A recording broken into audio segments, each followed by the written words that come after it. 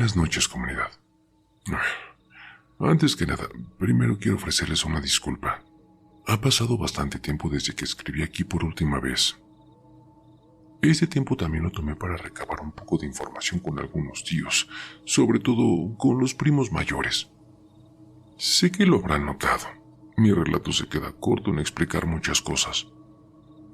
Pero en aquellos tiempos no me van a negar que los preadolescentes o los adolescentes, como quieran verlo, no nos tomaban en cuenta. Tanto mi hermana como yo pensábamos que con el regreso de mi padre íbamos a recuperar un poco de esa vida en familia que habíamos perdido. Pero por desgracia, nada más lejos de la realidad. Recuerdo bien cuando fuimos a recogerlo al aeropuerto. Era un día bastante lluvioso. Incluso, tanto mi tío y mi abuelo creían que su vuelo no saldría del Distrito Federal. Sin embargo, para sorpresa de todos nosotros, este llegó a tiempo. La primera imagen que tengo de mi padre era que un hombre demacrado, profundas ojeras negras, pelo ralo y con varios kilos de menos. Este nos abrazó a mí y a mi hermana a la vez, pero por alguna razón sentía que a este le hacía falta algo. De regreso en el auto, recuerdo al abuelo y a mi tío hablando con mi padre. Este solo daba contestaciones lacónicas y faltas de cualquier equivalente emocional que cabría esperarse después de estar tanto tiempo fuera. Mi hermana me preguntó con voz quedita, ¿le robaron el alma a mi papá o qué? Y yo de inmediato le repliqué, ¡ay, claro que no! No seas tonta. Sin embargo, eso mismo venía pensando. Se hizo una cena en honor a que mi padre había vuelto, aunque este no fue a casa de los abuelos. Creo que la mayor parte de mis tíos les aterrorizaba aquella casa. Solo que ya sea por su fe o por respeto a los abuelos, estos no decían absolutamente nada.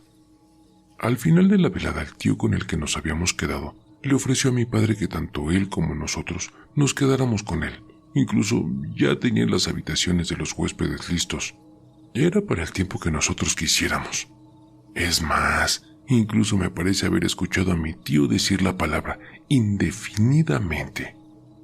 Nada más vi cuando mi padre le respondió, no te preocupes, volveremos a la casa de los abuelos. Finalmente, ellos ya están grandes y uno nunca sabe. La cara de mi tío se descompuso en una mueca de horrible desasosiego y se llevó a mi padre al estudio a platicar seriamente. Esto no lo supe, sino años después que mi tío le contó lo que él y yo habíamos vivido en la casa de los abuelos, y que no parecía justo que expusiera a sus hijos de esa manera. Mi tío salió de su despacho y me puso la mano en el hombro, y me dijo, «Ay, hijo, realmente lo intenté, pero tu padre simplemente no entiende razón». La primera noche en que mi padre durmió en casa de los abuelos, se podía sentir un silencio antinatural. Yo, muerto de miedo, recuerdo haber estado envuelto en mis sábanas, volteando hacia la pared. No sé desde qué hora habrá comenzado, pero en el pasillo donde se encontraban las habitaciones de los huéspedes, donde estábamos mi hermana, mi padre y yo, se escuchaban pasos y por la poca luz que se filtraba bajo la puerta, se podía ver la sombra haciendo sus viajes de un lado a otro. En primera instancia creí que se trataba quizá de mi padre, pero después de una hora de escucharlos y de ver cómo pisaban, sabía que algo estaba mal. Caí en un sueño intranquilo, para luego despertar con que alguien quería que forzara. Caí en un sueño intranquilo, para luego despertar con que alguien quería forzar el picaporte de mi puerta. Por suerte, tanto a mi hermana como yo instalábamos topes de puerta, digamos que para poder sentirnos un poquito más seguros. Recuerdo haberme refugiado bajo la cama y esperar hasta que amaneciera para poder salir. En el desayuno mi hermana me miraba. Había tenido una noche tan horrible como la mía, y mi padre parecía consternado, aunque jamás nos dijo por qué. Posteriormente supe que aquella noche él durmió con la puerta abierta y que miraba cómo el abuelo negro, se pasaba por el pasillo desnudo y de cuando en cuando le ofrecía una sonrisa chueca. En aquel punto debo de confesar que ni siquiera los abuelos me daban confianza, Y no porque hayan intentado hacerme algo a mí o a mi hermana, sino porque era evidente que en esa casa se ocultaban secretos. Así transcurrieron un par de meses en los cuales yo me dormía con audífonos para poder soportar los sonidos de la casa, los pasos, los golpes de las puertas, paredes, ventanas. Fue en agosto o septiembre cuando al regresar de la escuela vi cómo habían patrullas aparcadas. También se encontraba una ambulancia de la Cruz Roja. Sin dudarlo, corrí. Al entrar en la sala, estaban una buena parte de mis tíos, los cuales hablaban acaloradamente con los oficiales. O sea, ¿cómo es posible que no hayan encontrado a nadie dentro de la casa? Híjole, señor, no sé qué quiere que le diga. Mis muchachos revisaron la casa de arriba para abajo y no encontraron señales de que alguien siguiera aquí. Pero mi hermano me dijo que esa persona no corrió hacia la salida de la casa, sino hacia las habitaciones. A ver, señor, vamos a revisar nuevamente la casa y usted nos puede acompañar para que pueda comprobar que no hay nada. Mi padre se encontraba abatido sentado en uno de los sillones de la casa, con mirada perdida. Fui, me senté junto a él, y no sé si dado su estado de ensimismamiento, no se percató de que había sido yo quien se sentó a su lado, y comenzó a hablar. Papá y yo nos encontrábamos revisando los papeles aquí en la casa, cuando desde el fondo vi algo que se aproximaba corriendo hacia nosotros. Era una figura enjunta, casi cadavérica, y sus pasos no hacían ruidos. Intenté advertirle a papá, pero este simplemente no le tomó importancia, y de pronto, así como lo había visto, aquella visión horrorosa desapareció, para en un abrir y cerrar de ojos darle varias mordidas en el antebrazo a tu abuelo, y luego, cual si fuese un animal, salió corriendo en 4 patas hacia el fondo de la casa. Al escuchar aquello me dio un miedo tan terrible que me tuve que salir de la casa. En la ambulancia los paramédicos estaban poniéndole compresas y vendajes al abuelo, y de manera intencionada le pregunté: «Abuelo, ¿qué fue lo que ocurrió?». Este me volteó a ver y apretó la mandíbula, y finalmente me dijo: Una drogadicta que se metió a la casa. La ciudad cada vez está peor, y el jodido gobernador no hace absolutamente nada. En ese momento mi hermana se me acercó y me dijo: «El abuelo fue atacado por la abuela blanca». Los paramédicos le sugirieron a la familia que aquellas heridas necesitaban verlas médicos especialistas. Además, no sé cómo explicarlo, el abuelo no se miraba bien, estaba pálido, apenas si podía mantenerse en pie. Ese día, el abuelo fue internado en un hospital privado. Incluso, a lo que recuerdo, este fue ingresado a terapia intensiva. Mi tío, finalmente, nos sacó a nosotros y a mi papá de la casa de los abuelos, y a pesar de una férrea lucha de mi abuela por dejar la casa, finalmente aceptó, con la condición de que fuera mientras el abuelo se pusiera bien.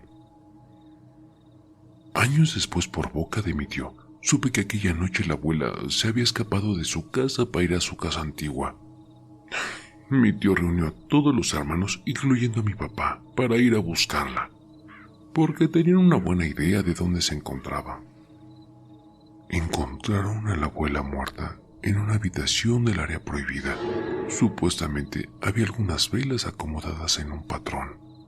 La causa de muerte de ella fue una hemorragia cerebral masiva, y el abuelo no tardó mucho tiempo en acompañarla, debido a que se murió una semana después. La casa de la abuela duró mucho tiempo abandonada, y los hermanos hablaron largo y tendido sobre qué harían con ella. Finalmente se decidió demolerla y vender únicamente el terreno. Yo no quiero ser responsable si lo que sea que haya en esa casa afecta a otra gente. Recuerdo que el mayor de mis tíos le dijo a sus hermanos más pequeños que solo pensaban en cuánto les iba a tocar de la venta de aquel inmueble. Quiero agregar que justo antes de que demolieran esa casa se encontró una especie de habitación accesoria. La puerta de esta había sido tapizada. Su contenido, sin ahondar mucho en el tema, no era de una persona católica o en sus cabales. Transcurrieron varios años con cierta tranquilidad. Mi padre, tras la muerte de mis abuelos, jamás pudo valerse por sí mismo de nuevo. En la Navidad de 1996, recuerdo haberme sentado con varios de mis tíos a hablar, Sí, de hombre a hombre. Quería saber algunas cosas, y ellos sabían exactamente qué era eso que quería saber. La gente de por aquí cree que tiene historias y les pone nombres. Hijo, créeme, lo que he visto, no sé qué nombre ponerle. Paras bien a recordar lo que le ocurrió a esos pobres niños en Mazamitla. A ti no te tocó conocer a la bisabuela, y deberías agradecer a Dios por eso. Porque si esa mujer no era una bruja, te juro por Dios, no sé qué era una bruja entonces. En ese entonces el negocio familiar comenzó a despuntar, pero teníamos que vivir en el campo, en los terrenos de la bisabuela.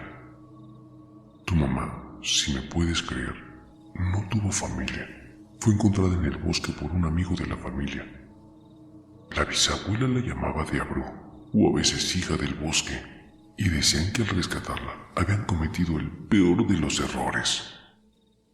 La familia de esas personas poco a poco tuvieron muertes accidentales o algo así.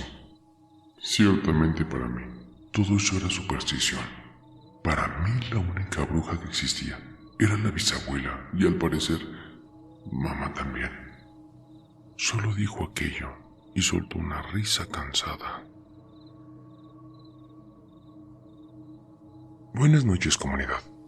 El año nuevo trajo mucho trabajo y bueno, soy agradecido por eso. Pero tampoco me olvido de ustedes.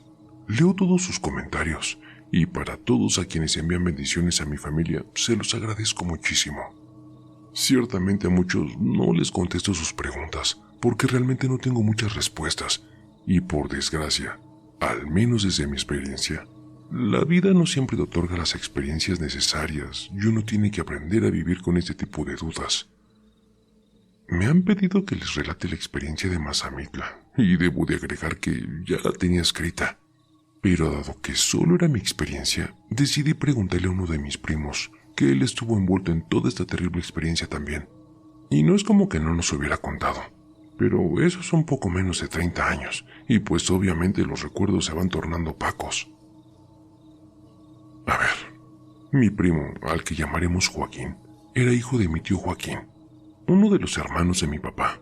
Mi tío, una de las personas más severas que he conocido en mi vida, crió a toda su familia en Mazamitla. Incluso mi padre me comentó que desde que los abuelos habían comprado la hacienda, él se fue para allá, obviamente a administrar las tierras de cultivo con las que cuenta la familia, ahora administradas por mi primo Joaquín.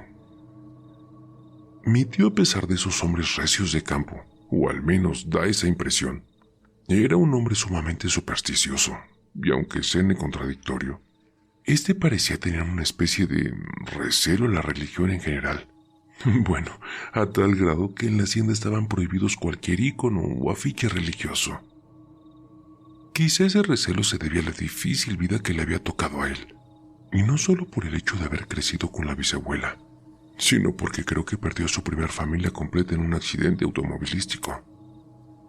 A ver, esto aclaro que no estoy muy seguro, debido a que a pesar de siempre recibir a todos sus hermanos con una gran sonrisa y los brazos abiertos, este jamás hablaba mucho sobre su vida personal. A ver, me estoy extendiendo en cosas que no tienen importancia para el relato. Bueno, otra cosa que desconocía y que bueno, mi primo me puso al tanto, es que en Mazamitla existen leyendas locales desde hace bastante tiempo, entre ellas el tesoro en la cueva de la Sierra del Tigre, que se supone que un español había escondido ahí, y el de la bruja de Mazamitla. Este último me causa un poco de gracia, dado que más que leyenda, eso parece idiosincrasia de las personas, debido a que la gran parte de los pueblos que he visitado siempre existe la leyenda de la bruja de tal y bueno. En fin, cuando me contó nuevamente lo ocurrido, debo decir lo poco que recordaba de aquella ocasión, y lo terrible que debió de haber sido aquella experiencia, eso sí. Dividiré entonces la historia con mi experiencia y luego proseguiré con la de mi primo. Creo que esa es la manera menos confusa de narrarla, ¿ok?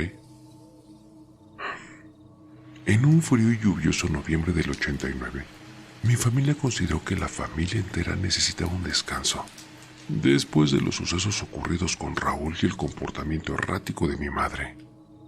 No sabíamos que un poco más de un mes la estaríamos enterrando. El viaje familiar comenzó como el de todas las grandes familias, con un viaje en caravana.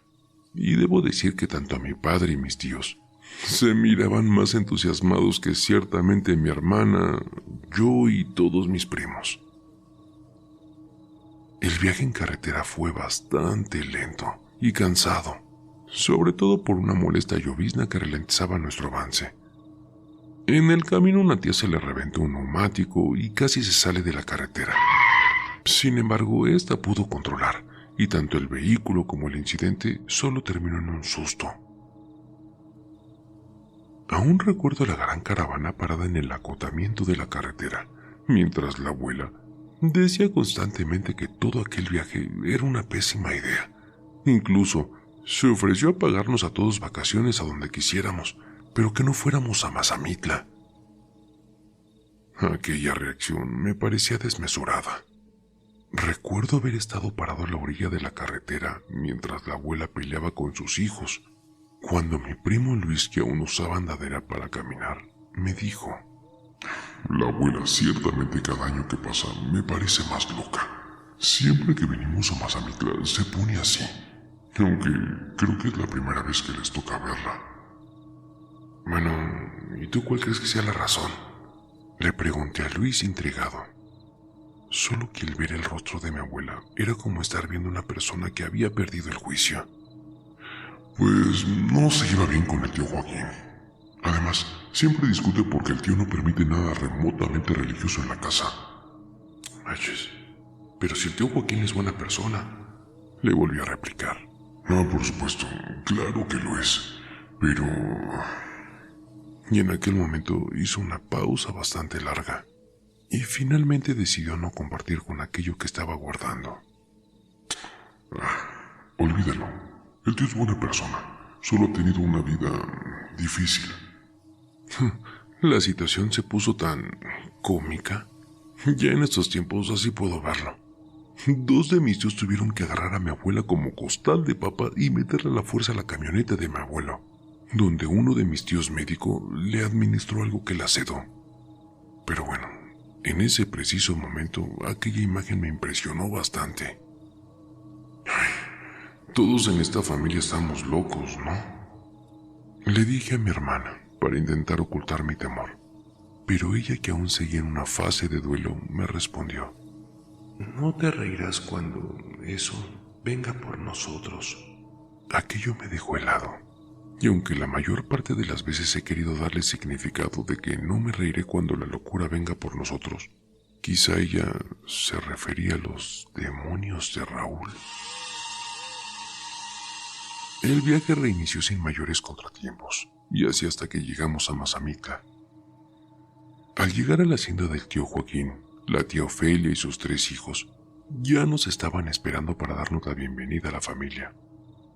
La hacienda, a pesar de contar con todas las amenidades con las que se contaba en la ciudad, siempre me pareció un lugar lúbrego y muy helado. Esta hacienda, cuando se compró, todos creían que los abuelos derrumbarían el viejo edificio y así podrían construir uno nuevo, pero no. Supongo que el abuelo pensó que aquello era una mala inversión, por lo que decidió remodelarla. Y ciertamente el inmueble, hasta la fecha, tiene esa arquitectura de las casonas de principios del siglo XX. Dicho sea de paso, hasta donde la familia sabe, o al menos hasta lo que los primos sabemos, en ese lugar no tenía ningún pasado oscuro o algo por el estilo. Durante la cena de bienvenida fue cuando al menos yo me percaté que algo andaba extraño ahí. Mi tío Joaquín se paró para hacer un brindis por la familia y su prosperidad. Obviamente, este lo hizo con muchas palabrotas. Él era el más mal hablado de todos los hermanos, pero fue el mensaje que nos dirigió a todos los primos. ¡Ey!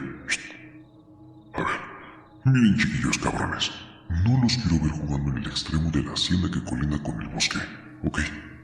Ya les instruí a Arturo y a Fernando, los capataces, que me los traigan inmediatamente para acá, y aunque sus padres se enojen, les voy a dar una cueriza. Obviamente, al ser niños, los adultos no nos dijeron la razón. Sin embargo, fue mi primo Joaquín que me dijo que se habían visto osos rodando por aquellos lugares. Aquella noche recuerdo que me levanté a tomar agua. Sinceramente, no recuerdo la hora, pero pude ver al tío hablando con sus capataces y varios hombres, los cuales llevaban armas y lámparas. Y bueno, sin darle mayor importancia al asunto, me regresé a mi habitación. En eso, cuando estaba pasando por la sala para subir a la habitación que nos habían dado, escuché claramente que alguien estaba golpeando al vidrio de la ventana, como si golpearan con el dedo. En el momento, aquello me asustó, pero dado que el tío estaba en el patio central, supuse que se trataba de alguno de los hombres que venían a reportarle algo. El ventanal de la sala, aparte de ser bastante grande, contaba con un tipo de cortinas semitraslúcidas, las cuales estaban cerradas, y del otro lado alcanzaba a ver una silueta. Era lo único. En eso la figura volvió a tocar el vidrio, con un poco más de premura. ¿Sí? Dije progresivamente más nervioso. La única respuesta que recibí fue un nuevo toquido a la ventana. Mi tío está en el patio. Déjame entrar. Me respondió con una voz extremadamente grave, al mismo tiempo que volvió a golpear el vidrio con mayor fuerza. Niño, déjame entrar. Volvió a decir, al tiempo que la ventana parecía que se quebraría ante tales golpes. Yo, por mi parte, estaba paralizado de miedo. No entendía qué estaba pasando. En eso sentí un jalón hacia atrás que me hizo caer al piso. Había sido mi tío. Aquí está el hijo de su pinche madre. Al tiempo que abría la puerta principal y salí en tropel con sus hombres. No tardó mucho en que se escucharon varios disparos a lo lejos. Fue mi tía Ofelia la que entró en la sala y ella estaba bastante nerviosa. Sus ojos estaban como llorosos. Esta me explicó que habían tenido problemas con ladrones en las últimas semanas y como la policía se tardaba mucho en llegar, pues mi tío había tomado la decisión de proteger la hacienda en lo que llegaba la policía. Mi primo me aclaró que a después de mediados de octubre de ese año, al encontrarse revisando junto con mi tío y Arturo la parte de la hacienda que colindaba con el bosque, este vio lo que parecía ser un hombre desnudo, extremadamente flaco, pelón, el cual dice que se movía bastante extraño, como si estuviera bailando. Este estaba entre los árboles y parecía sonreír. Me dice que de inmediato el tío le dijo a Arturo que se llevara a mi primo a la hacienda y que tanto él como Fernando cogieran un rifle, y al decir aquello, desenfundaba una pistola. Mi primo me comenta que después de eso observaban cosas en la hacienda, tanto él como sus hermanas pequeñas. Tras el incidente de la noche pasada, a mi tío supongo que tuvo que hablar con todos los adultos acerca de todo lo que estaba pasando. Pero ciertamente todos continuaron con el viaje familiar como si no hubiera pasado nada. Sin embargo, en todos los recorridos noté que tanto mi tío y sus hombres llevaban los rifles, por si los osos, supongo. El siguiente incidente se dio al cuarto día, cuando veníamos de regreso de Mazamitla, propiamente donde habíamos ido a desayunar. Al regresar, una tía se encontraba en una crisis nerviosa, diciendo que un hombre desnudo salió en el camino y se puso frente a su camioneta, y que llevaba un cuchillo y se venía acercando, que ella le lanzó la camioneta y lo atropelló. Y en efecto, su camioneta tenía el cristal frontal parcialmente estrellado. Esta dice que no lo vio caer, y otro detalle que hizo mucho hincapié fue en que el dichoso hombre no tenía ojos. Esa misma tarde tanto mi tía como su familia se marcharon a un hotel en Mazamitla, diciendo que se reuniría con nosotros cuando nos fuéramos a las cabañas de la sierra. Mis primos, luego cuando hablé con ellos, me reafirmaron la historia de su mamá. Incluso mi prima decía que el hombre no tenía ojos y que sonreía mientras se le acercaba con los brazos abiertos. Eso sí, algo que la contradijo es que ella no le parecía un cuchillo lo que traía en las manos, sino más bien era algo así como un hueso. Aquella tarde estuvo tensa en la hacienda, sin embargo todos se quedaron, dado que habían llegado a la conclusión de que no podían abandonar a su hermano. Es más, incluso el abuelo habló y contrató una empresa de seguridad privada para blindar la hacienda, y que tanto el tío Joaquín como su familia pudieran olvidarse de todas las preocupaciones de la sierra. Recuerdo que fue tan cuantiosa la cantidad de seguridad que contrató el abuelo, que hasta mi tío se dio el lujo de invitar a sus 2 capataces con sus familias. La última noche, uno de los primos levantó a todo el mundo en la hacienda con sus gritos. Según él, y testimonio que hasta la fecha se apega, un hombre desnudo salió debajo de su cama, arrastrándose como un insecto. Cuando me lo contó la primera vez, me vino inevitablemente a la mente Raúl. Aquella noche tanto mi hermana como yo, al levantarnos por el grito, vimos como alguien saltó por las ventanas del segundo piso. Y el tío Joaquín se rehusaba a ir al paseo familiar, pero finalmente el abuelo lo convenció de que fuera. Mi primo Joaquín me confirmó que el viejo le dijo que si sacaba a su familia de ahí, los hombres que habían contratado podían utilizar medidas más extremas. Así que bueno, supongo que el abuelo le pagó aquella seguridad para que mataran a aquel invasor. Bueno, comunidad, hasta aquí les dejo esta historia. A la siguiente les cuento el relato, incluido el de mi primo. Y de antemano me vuelvo a disculpar. Sé que mucho de lo que narro no tiene que ver con el relato,